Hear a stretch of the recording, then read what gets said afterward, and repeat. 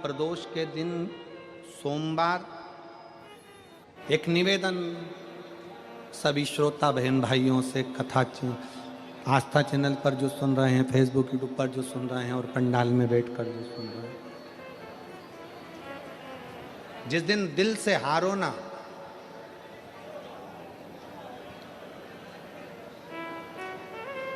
थोड़ी तकलीफों में अगर घिर जाओ, तकलीफें आ जाएं, कष्ट आ जाए, तकलीफें जिस दिन तुम्हारे भीतर बहुत ज़्यादा मात्रा में आ जाए, उस दिन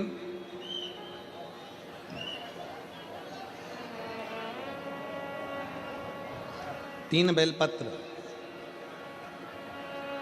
एक बेलपत्र में पीला चंदन, बीच वाली पत्ती पर।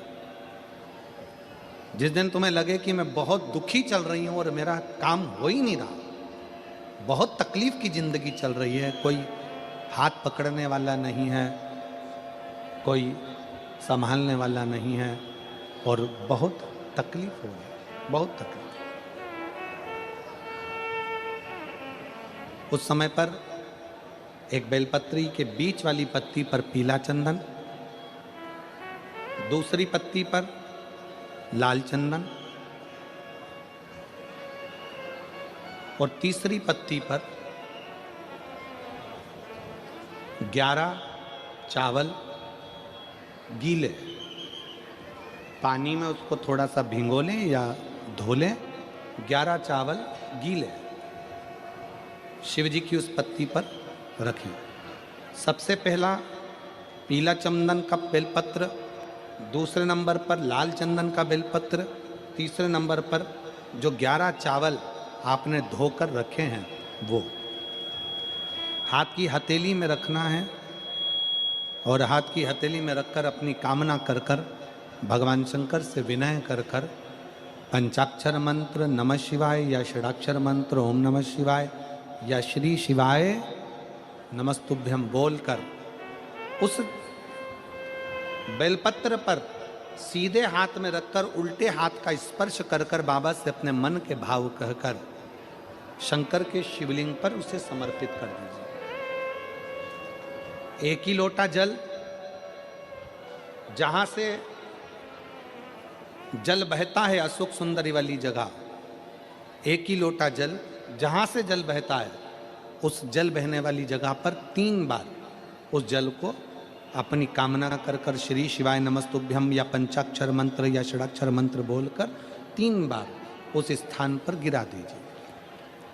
गिराने के बाद में बाबा से विनय कर कर अक्षत वाली जो बेलपत्र है, एक बेलपत्र और एक अक्षत उसमें से अपने लिए लेकर आ जाओ। उसको 2 महीना 3 महीना अपने घर में रखिए। जितना भी दुख है धीरे धीरे बाबा समाप्त कर कर खुशियां घर में लेकर आता ही है। दुख समाप्त होगा, खुशियां घर में आएगी जरूर। बेटा बेटियों का विवाह नहीं होता, उन बेटा बेटियों के लिए मान लो अगर कोई ग्रह ऐसे हो गए कि भाई संबंध टूट गया और संबंध टूटने के बाद तलाक हो गया, होने के बाद दूसरा विवाह ही नहीं हो रहा, संबंध टूटने के बाद मंगल विवाह दूसरा हो ही नहीं रहा, तो प्रयास करिएगा। माँ जगतजननी जगदम्बा का हाथ इस तरह से रहता है, आपने दर्शन करे होंगे पार्वती मैया के शिव मंदिर में, तो पार्वती जी का हस्त कमल शंकर जी की साक्षी में हमेशा बंधा हुआ रहता है, शिव की साक्षी में। महाराज प्रदोष काल में, प्रदोष के दिन कभी भी, किसी भी प्रदोष के दिन, वैसे तो मूल है इसमें सोम प्रदोष का वर्णन, सोमवार की जो प्रदोष पड़े उसका मूलता माना गया है, पर आप प्रयास करना कि किसी भी प्रदोष के दिन जिसका तलाक हो चुका हो, जिसका संबंध खराब हो चुका हो, संबंध हो ही नहीं रहा हो वापिस से, सोम प्रदोष के दिन जहां मां जगतजननी का हस्त कमल बंधा रहता है और शंकर भगवान का शिवलिंग है। आप लोगों ने कथा सुनी होगी कि सबसे पहली यज्ञोपवीत संस्कार, सबसे पहला यज्ञोपवीत संस्कार किसका हुआ था? और किसने किया था? महाराज सबसे पहला यज्ञोपवीत माता ललिता देवी ने भगवान शंकर को यज्ञोपवीत धारण करवाया था।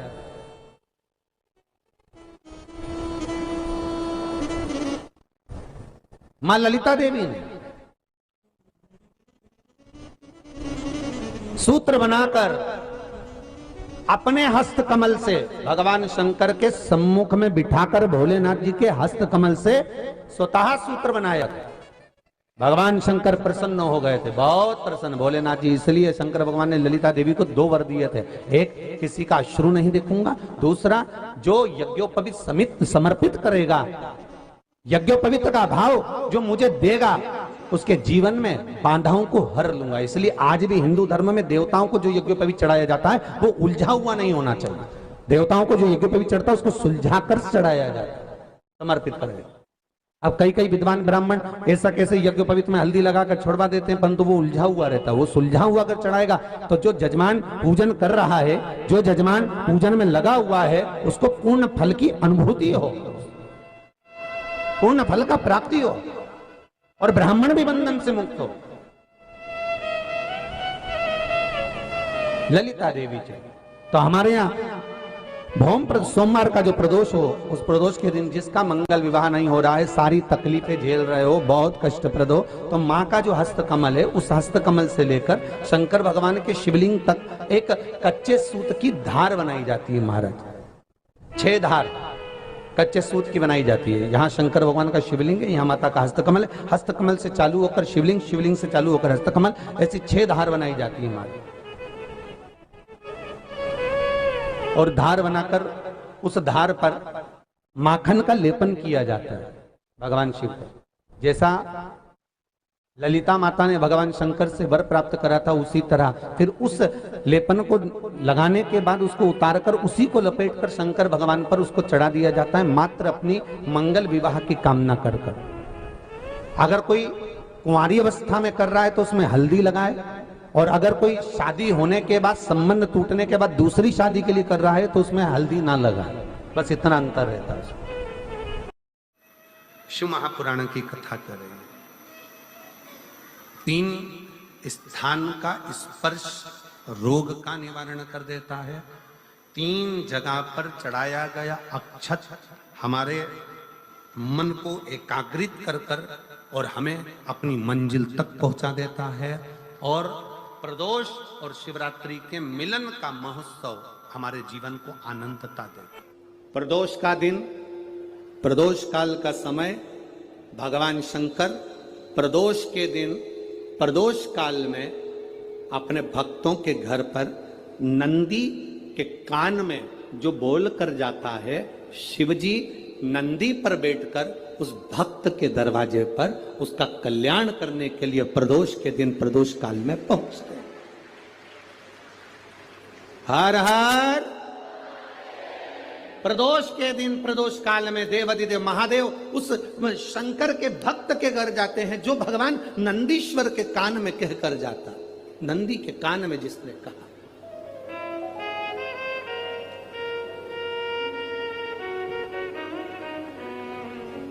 शंकर भगवान के इस शिवलिंग का स्मरण आप करेंगे। बीच में जो एक मोटी सी लाइन होती है, इसको अशोक सुंदरी कहते हैं। सब लोग दर्शन करें, जम के बोलो जरा, करें। अशोक सुंदरी की जगह जहां पूरी हो जाती है, उसके बीच में शिवलिंग और उसके बीच में थोड़ी सी जगह खाली आती है। करें दर्शन, समझना जरा बहुत अच्छे से।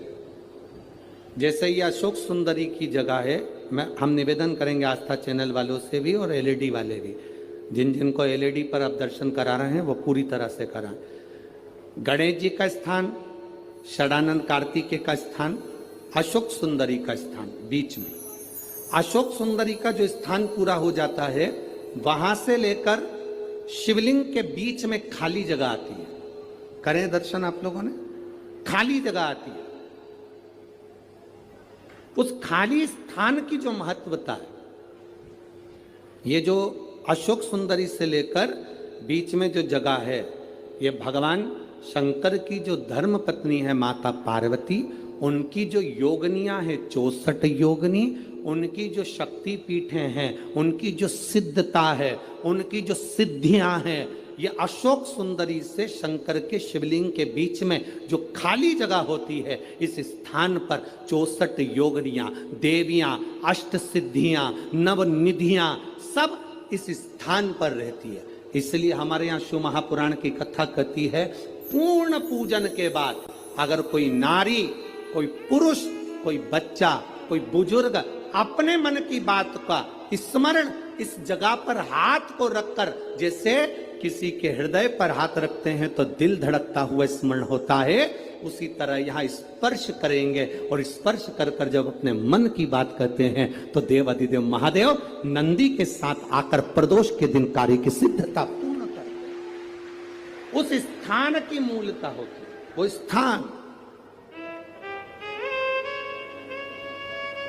समझ में आएगी ना जगह? अरे बोलो तो जम के।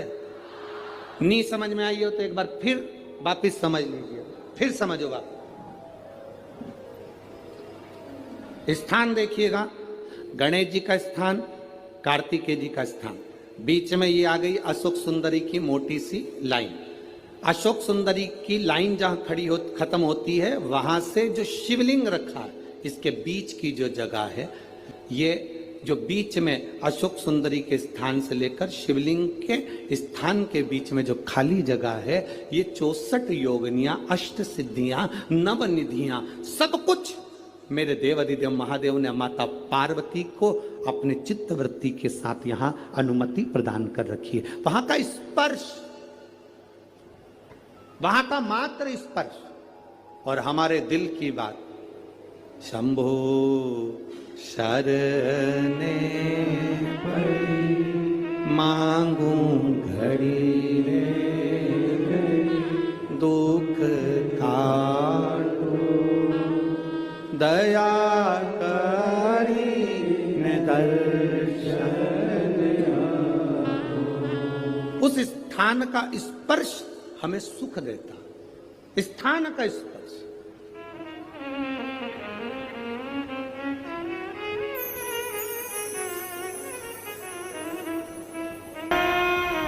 और कितनी सुंदर बात नंदी ने कही है। नंदी ने ये बात जो कही वो वास्तव में बड़ी सुंदर है कि मान लो यदि कोई कार्य तुम्हारा हो नहीं रहा और पूरी दुनिया में तुमने कर कर देख लिया, बहुत प्रयास कर कर देख लिया, तो भी वो कार्य अगर तुम्हारा नहीं होता, तो फिर एक काम करो कि शिव की स्तुति करो, शंकर की स्तुति, शंकर का गुणगान, शंकर की भक्ति, शंकर का स्मरण।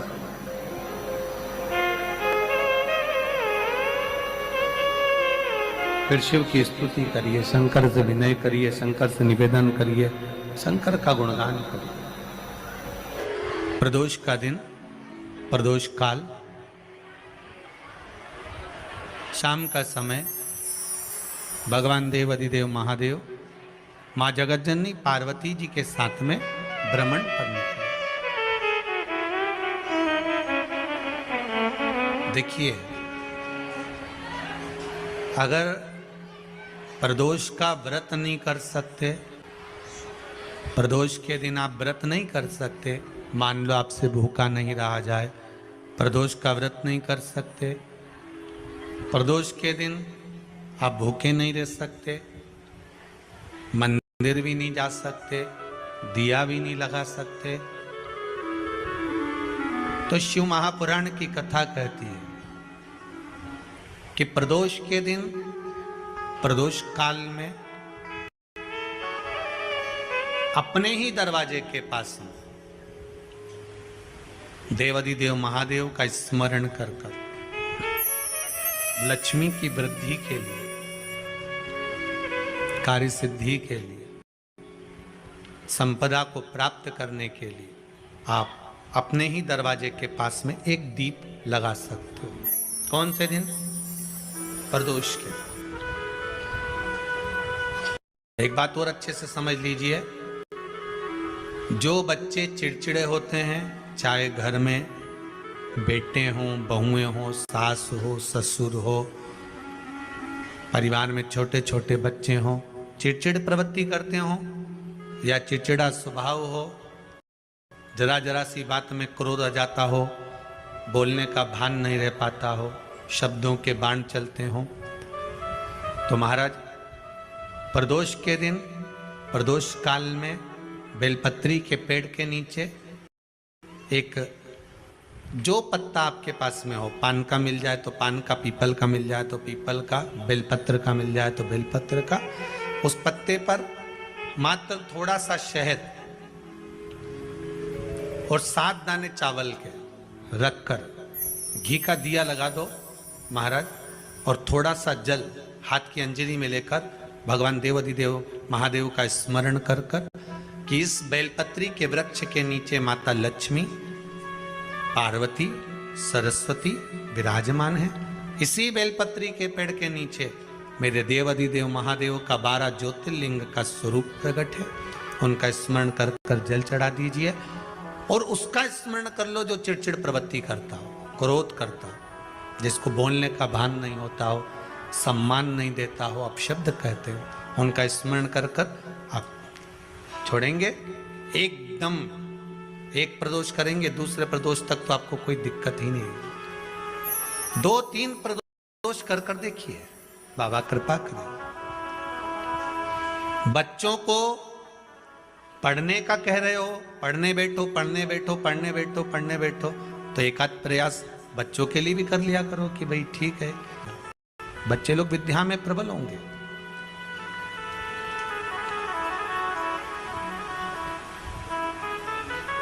शिव उपासना का जो फल है वह 1000 का लगे। कोई शंकर का विरल भक्त, शिव का उपासक, शंकर का गुणगान आनंदमय करने वाला, हम तो यहां तक मेरी जीजियों से कहेंगे, तुम्हारे घर के नजदीक में कोई शंकर का मंदिर होना, ओ मेरी बहनों, मेरी जीजियों, मेरे जीजाओं, मेरी बेटियों, बेटाओं, तुम्हारे नजदीक में अगर शंकर का मंदिर हो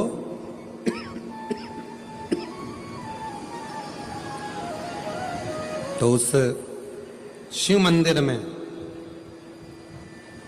सोमवार के दिन, प्रदोष के दिन यदि कुछ लोग एकत्रित होते हों, भजन करते हों, कीर्तन करते हों, कुछ नहीं तो अपने घर से एक बाल्टी में पानी भरकर उनको पिला कर आ जाया करो। पानी नहीं हो तो थोड़ी खड़ी शक्कर ले जाया करो, थोड़ा गुड़ ले गए, उनका मुख झूठा करा दिया करो। क्यों? क्योंकि शिव भक्त के शरीर की हड्डी का स्पर्श भी राक्षस को हो गया, वो तर गया। अगर कोई शंकर का भक्त है और उसका मुख हमने झूठा करा दिया तो हमारे घर के भंडारे कभी खाली नहीं होते, भरे भरे। करना क्या है? जब व्यक्ति को ऐसे गलत विचार आने लगे हैं पूजन के समय पर, अच्छी जगह पर, ये गलत गलत विचार, आप गलत कर नहीं रहे हो, आप मांसाहार नहीं कर रहे हो, आप किसी स्त्री को गलत नहीं देख रहे हो, आप किसी पुरुष को गलत नहीं देख रहे हो, आप किसी मदिरा की दुकान पर नहीं गए हो, पर आपकी विचार धारणा में अगर ये चीजें पूजन करते समय, भजन करते समय, अर्चना करते समय, मंदिर जाते समय, मंदिर में बैठते समय, मंदिर में उपवास करते समय, तुम्हारी बुद्धि में अगर ये चीजें आ रही हैं, मन में अगर ये चीजें पाठ करते करते भी अगर आ रही हैं, तो समझ लेना कि आपके ऊपर कहीं ना कहीं किसी ना किसी रूप में कोई अन्न किसी के घर का ऐसा खा लिया है जिसके कारण तुम्हारी बुद्धि थोड़ी सी भ्रष्ट हुई है। उसको सुधारें कैसे, उसको संवारें कैसे? अब किसी ने यही प्रसंग को सुनकर कहा, गुरुजी अगर किसी के घर का अन्न खाया है तो अन्न खाने के बाद तो वो पच गया, पचने के बाद वो गंदगी में निकल भी गया, अब तो वो विचार आना बंद हो जाना चाहिए। अब तो 1 साल हो गया, 2 साल हो गया, 1.5 साल हो गया, 6 महीना हो गया, तो भी वही विचार आ रहा है। तो हमारा निवेदन है, भोजन करने के बाद भोजन पच जाता है, भोजन करने के बाद भोजन समाप्त भी हो जाता है, पर उस भोजन से जो रक्त रक्त की 4 बूंदें बनती हैं, वो इस शरीर में दिन रात तुम्हारे मरते दम तक दौड़ती रहती है। शरीर में वो रक्त की बूंद चलती रहती है। इसलिए विचार 1 साल, 2 साल, 4 साल, 6 साल, 15 साल ऐसे चलते रहते हैं। उस विचारों को, गलत सोच को, गलत विचारों को, गलत दृष्टि को समाप्त कैसे करें? मेरी जीजियों, मेरे जीजाओं, मेरी बेटियों, बेटाओं, मेरी माताओं, मेरे भाई, मेरे बांधव, अपने को भी अगर गलत विचार आते हो, पूजन के समय पर पाठ करते करते गलत जगह पर अपना मन जा रहा हो, तो 5 प्रदोष, एक कटोरी में 1 चम्मच घी, गाय का, देसी गाय का 1 चम्मच घी, 1 चम्मच भी ना हो तो आधी चम्मच घी, आधी चम्मच भी अगर घर में ना हो तो 2 बूंद घी, 2 बूंद भी ना हो तो देसी गाय का 1 बूंद घी अपनी हथेली में मध्य में लगाकर, जो शंकर भगवान का, भगवान शिव जी का जो शिवलिंग होता है, उस शिवलिंग के ऊपर के भाग पर अपनी हथेली को रखकर, और जो अशोक सुंदरी वाली जगह है उस जगह पर अपनी हथेली का घर्षण करना चाहिए। लगभग 5 प्रदोष अगर आपने कर लिया तो निश्चित है आपकी बुद्धि में कभी गलत विचार पूजन करते समय आएगा ही नहीं, और गलत दृष्टि की ओर जाओ।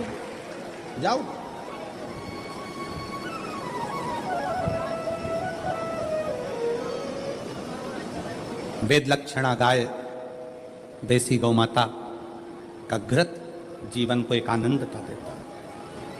आनंद।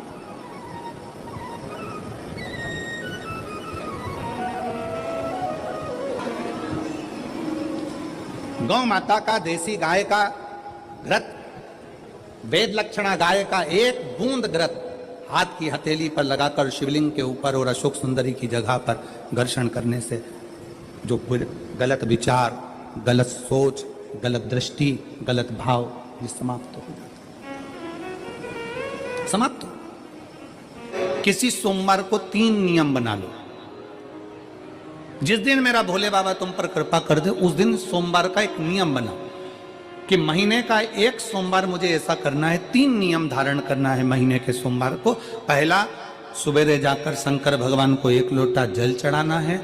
दूसरा, दोपहर के समय पर जाकर मुझे बेलपत्री के वृक्ष के नीचे एक चावल का दाना रखकर बेलपत्री की 7, 11, 21, 108, 51 जितनी परिक्रमा आप लगा सकते हो वो लगाना है। और तीसरा, बेलपत्री के वृक्ष के नीचे और शंकर के मंदिर के दरवाजे पर मुझे 1 घी का दीपक लगाना है। बस ये 3 नियम जिसने महीने में 1 बार ले लिया, समझ लो उसको पीछे हटने की जरूरत ही नहीं, वो आगे ही बढ़े।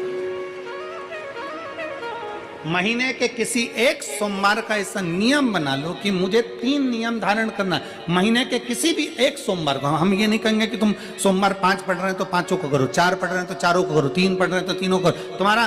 तुम तो महीने का 1 सोमवार का नियम बना। और मेरी जीजियों से, मेरी बेटियों से जो विदेश में रह रही हैं, जो कहीं बाहर रह रही हैं, कहीं बड़े शहर में रह रही हैं, जो रोज मंदिर नहीं जा सकते, हर किसी महीने के 1 सोमवार को भी ये नियम निर्धारण कर सकते, तो उनसे कहेंगे कि 3 महीने में 1 सोमवार का नियम बना लो। 3 महीने में नहीं बना सकते तो 6 महीने में 1 सोमवार का नियम बना लो। और 6 महीने में नहीं बना सकते तो 1 साल में 1 सोमवार का ऐसा नियम बना लो कि मैं साल का 1 सोमवार ऐसा रहूंगी कि सुबह सोमवार के दिन मंदिर में जाकर जल चढ़ाऊंगी, दोपहर में जाकर बाबा को 1 अक्षत का दाना रखकर, अक्षत का मतलब है कि बाबा मेरी दिनों दिन उन्नति करना। बेलपत्री के वृक्ष के नीचे जो अक्षत रखा जाता है वो उन्नति के लिए रखा जाता है। शंकर के शिवलिंग पर जो अक्षत रखा जाता है वो रोग मुक्ति के लिए रखा जाता है। अशोक सुंदरी पर जो अक्षत रखा जाता है वो संतान प्राप्ति के लिए रखा जाता है। षडानंद कार्तिकेय की ओर जो अक्षत रखा जाता है वो हमारे बच्चों की सुख समृद्धि के लिए रखा जाता है। विनायक की ओर,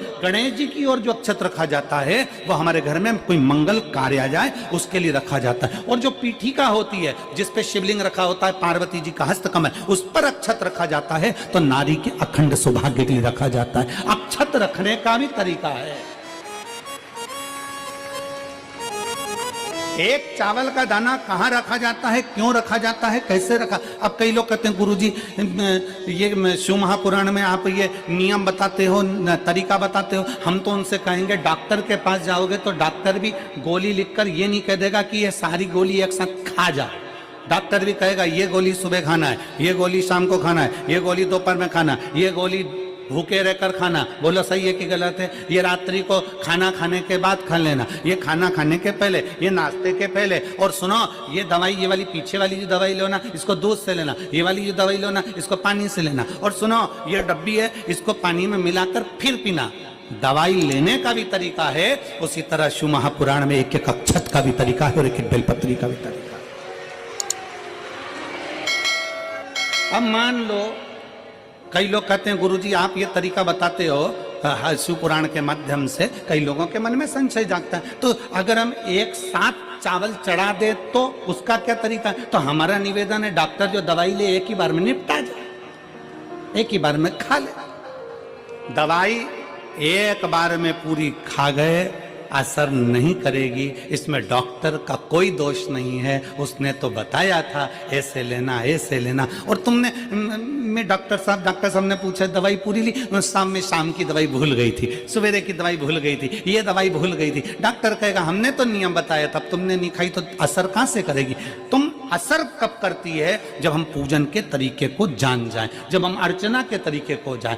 आप साल भर का एक सोमवार निकाल लो, 6 महीने का एक सोमवार निकाल लो, 3 महीने का एक सोमवार निकाल लो, महीने का एक सोमवार निकाल लो, अपने से दिल में बन जाए तो एक सोमवार ऐसा निकालो जिसके 3 नियम धारण हो। पहला, उसी सोमवार जिसको कर रहे हो उस दिन सुबह जल चढ़ाना। दूसरे, दोपहर के समय पर जाकर बेलपत्री के वृक्ष के नीचे एक चावल का दाना रखना और परिक्रमा बेलपत्र की जितनी तुमसे बन जाए, जितनी तुम्हारे शरीर की कैपेसिटी हो, जितना तुम्हारा शरीर चलते बन जाए। हम तो ये भी नहीं कहते कि तुम भूखे रहकर भगवान का भजन करो, हम कभी नहीं कहते। हम तो यहां तक कहते हैं, हमारे पुष्टि मार्ग में यहां तक कहा गया कि वल्लभ कुल की एकादशी करो, भले बकरी जैसे चरो पर एकादशी करो।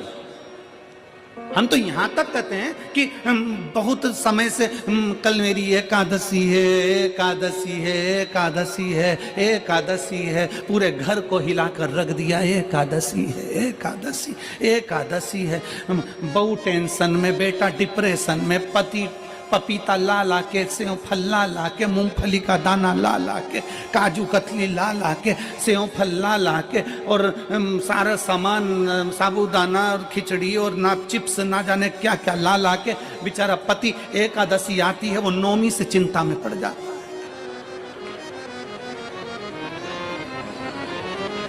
हम तो ये भी नहीं कहते कि तुम व्रत बहुत भारी करो, तुम व्रत उपास भी बहुत बहुत टेंशन वाला करो, ना ना ना।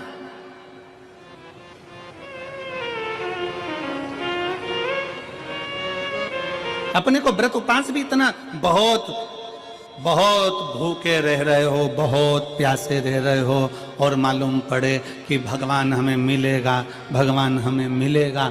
भगवान कहता है कि देख भाई, मैं भी भूखा नहीं रहता, तू भी भूखा मत रहे, मैं भी चकाचक रहता हूँ, तू भी चकाचक रहे, मैं भी अपने। और भगवान शंकर तो ये भी कहते हैं कि अपना परिवार भी मत छोड़ो, मेरे पास में पार्वती भी, एक ही देवता है जो विद फैमिली मंदिर में बैठता है। शंकर जी हैं तो पार्वती जी है, तो गणेश जी हैं, तो कार्तिकेय जी हैं, तो नंदी है, सब मंदिर के अंदर चाहिए। शंकर भगवान अपने पूरे परिवार के साथ। शंकर जी तो ये कहते हैं अकेले तुम क्यों रहते हो? अगर किसी कामना के वश अगर हम दीप लगा रहे हैं या हमारे मन में कोई भाव उत्पन्न है और हम बाबा से कहना चाहते हैं कि बाबा मेरा ये कार्य है आप पूर्ण करिएगा, तो फिर शिव मंदिर में भी लंबी बाती का दीप आप प्रदोष या सोमवार की अष्टमी या सोमवार या आप शिवरात्रि को बाबा से निवेदन कर कर लगा सकते हैं। हाँ, विशेष जब कोई एक बहुत बहुत बड़ी बात हो और आपके कार्य में कहीं अटकल हो रही हो, तो एक ही दीप में 2 बाती, शिव और शक्ति, लंबी बाती बनाई शिव और शक्ति के नाम से, 2 बाती एक साथ एक दीप में भी लगा सकते हैं। पर कब? जब विशेष कोई आपका कार्य हो और वो अटक रहा हो, विशेष कोई कार्य, और आप बाबा से प्रार्थना कर रहे हो, तो 2 बाती का भी प्रयोग आप कर सकते हो। मान लो तुम किसी कार्य के लिए जा रहे हो, 5 बार 6 बार तुम उस कार्य के लिए होकर आ गए, या किसी से अपना पैसा लेना है और तुम उसको पास 50 बार होकर आ गए हो, भैया पैसे कब देगा। या किसी कार्य के लिए जा रहे हो, वो कार्य नहीं हो रहा, 50 बार होकर आ गए, वो काम नहीं हो रहा। शिव महापुराण कहती है लाल चंदन, कौन सा चंदन, लाल चंदन को अच्छा घिसो और घिसकर तैयार कर कर बेलपत्री के ये जो दोनों भाग हैं, दर्शन हो रहे हैं आप लोगों को। लाल चंदन घिसो और घिसकर बेलपत्री के ये दोनों भाग हैं, दोनों पत्तियां जो नीचे की हैं, इसमें उस चंदन को लगा लीजिए। अगर किसी से आपको पैसा लेना है, वो नहीं दे रहा, या कोई काम है या जॉब है या नौकरी है या उसके लिए, या कोई विद्याध्ययन का कोई कार्य है, कोई स्कूल में पढ़ाई कर रहे हो और वो कार्य नहीं हो रहा, 5 बार 6 बार करके देख लिया नहीं हो रहा, तो ये दोनों पत्तियों पर लाल चंदन लगाओ। लाल चंदन लगाने का मतलब ये नहीं कि जरा सी तुम बिंदी लगा दो, लाल चंदन जो घिसा है उसको पूरी पत्तियों पर अच्छे से फेरना है, उस लाल चंदन को लगा लीजिए। और महाराज बीच की पत्ती में थोड़ा सा घृत, घृत मतलब गाय का घी, गौ माता के दूध से माखन से निर्मित उस घी को बीच की पत्ती में थोड़ा सा लगा लीजिए। और जो अशोक सुंदरी वाली जगह है, जानते हो ना आप लोग अशोक सुंदरी की जगह, आपको पहले भी कथा में कहा, समझ लीजिए। ये शिवलिंग है, ये जलाधारी पर रखा हुआ है, ये गोल जलाधारी है, यहां से पानी नीचे गिरता है, ठीक है, ऐसे होता ना शिवलिंग। तो शंकर भगवान का पूरा परिवार शिवलिंग के आसपास में होता है। शंकर भगवान के 13 बच्चे हैं। कितने बच्चे हैं शिव जी के? 13 बच्चे, पूरे 13 की 13 बच्चे और धर्म पत्नी शिव जी की शिवलिंग के आसपास में है। जैसे ये जो गोल जलाधारी है, ये माता पार्वती जी का हस्त कमल है। शिवलिंग रखा है, ये शंकर जी का स्वरूप है। जहां से पानी नीचे गिरता है, राइट भाग गणेश जी का स्थान, लेफ्ट भाग 6 कार्तिकेय, षडानंद कार्तिकेय का स्थान। जहां शिवलिंग का जहां पानी जाता है उसके बीच में एक मोटी सी लाइन होती है, वो शंकर भगवान की सबसे छोटी लड़की जिसका नाम अशोक सुंदरी है, उसका स्थान है। ऊपर से बूंद बूंद पानी जो शिवलिंग पर गिर रहा है, ये शंकर भगवान की 5 लड़कियों का स्थान है, जया, विषहरा, शामली बारी, दौतली और देव। ये शंकर जी की 5 बेटियां हैं जो भगवान शंकर के ऊपर पानी की एक एक बूंद गिराती हैं महाराज। तो शिव जी की जो सबसे छोटी लड़की है अशोक सुंदरी, उस अशोक सुंदरी वाली जगह पर इस बेलपत्र को प्रदोष के दिन या सोमवार के दिन आप घी वाली बेलपत्र को अशोक सुंदरी वाली जगह पर रखकर, ये जो चंदन लगी हुई बेलपत्र है, इसका मुख ऐसा सीधा की सीधा रखोगे तो गणेश जी की ओर हो जाएगा, षडानंद कार्तिकेय की ओर हो जाएगा। अपनी कामना कर कर जिससे धन लेना है, पैसा लेना है या जो कार्य निकालना है वो नहीं निकल रहा, बहुत प्रयास कर लिया, अदालत में 50 बार हो जाए, काम नहीं हो रहा, तब इस बेलपत्र का प्रयोग करना, बाबा से विनती करना और विनती कर कर वापिस सजाना। केवल 2 प्रदोष या 2 सोमवार कर लीजिए, बाबा आपकी मनोकामना पूर्ण कर देगा, उस बेलपत्र का सुख प्राप्त हो जाए। बेलपत्र पर इतना याद रखना, जो चंदन लगा हुआ भाग है वो नीचे होना चाहिए, अशोक सुंदरी की ओर। घृत का भाग अशोक सुंदरी की ओर होना चाहिए, नीचे की ओर, नहीं तो मालूम पड़े तुम ऊपर उल्टा रख दो उसको।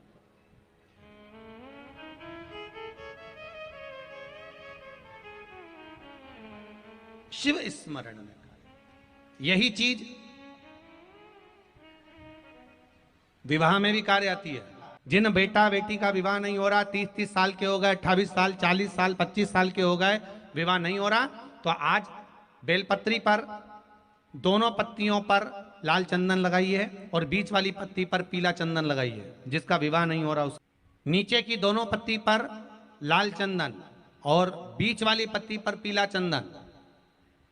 महाराज पीला चंदन लगाने के बाद में जो लाल चंदन है उस लाल चंदन से 7 बिंदी पीले चंदन वाली पत्ती पर लगवा दीजिए। जिस लड़का लड़की का विवाह नहीं हो रहा उससे लाल चंदन की 7 बिंदी लगवा दीजिए और लगवा कर जहां पर अशोक सुंदरी का स्थान है वहां पर उस बेलपत्री को उसका नाम और गोत्र बोलकर, जिस व्यक्ति का विवाह नहीं हो रहा नाम और गोत्र बोलकर आज रात्रि के समय पर या आज शाम के समय पर उस बेलपत्र को भगवान शंकर की अशोक सुंदरी की जगह पर चढ़ा दो और बाबा से विनती कर लो, बाबा मेरा मंगल विवाह हो, ऐसा निवेदन कर लो। 3 महीने के अंदर विवाह पक्का, भगवान विवाह पक्का करा ही दे। जिसका विवाह नहीं हो शादी मानो बेलपत्री का प्रयोग, बस दोनों में अंतर है घृत का और पीले चंदन का। 7 बिंदी लाल चंदन की जब पीला चंदन लग जाए 7 बिंदी लाल चंदन की उससे लगवाओ जिसका विवाह करना है। जिसका विवाह नहीं हो रहा उससे लगवाइए, फिर भगवान को समर्पित कर दीजिए।